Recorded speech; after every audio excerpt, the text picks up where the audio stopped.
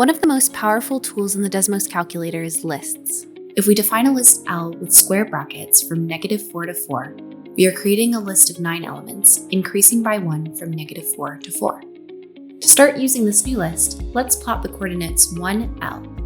By clicking the XY orientation button, our perspective shifts to a two-dimensional view.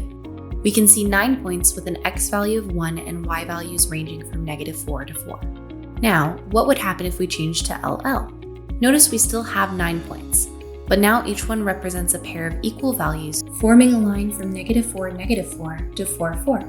Working in the 3D calculator, we have the ability to plot points with a Z coordinate as well. Let's modify our point to L, L, L. At first glance, it looks like nothing changed. However, let's get back to our 3D view by clicking the default orientation button. By adding a slight spin to our graph, we can clearly see we have 9 points, but forming a line from -4, -4, -4 up to 4, 4, 4. For one last challenge, let's go back to the XY orientation and change that Z coordinate to the absolute value of L, represented by these vertical lines. Again, it looks like nothing changed, but what will this look like in 3D? Shift to the default orientation and we see this delightful V shape of points, whose Z values are always positive. For more tips and tricks with the Desmos tools, head to help.desmos.com.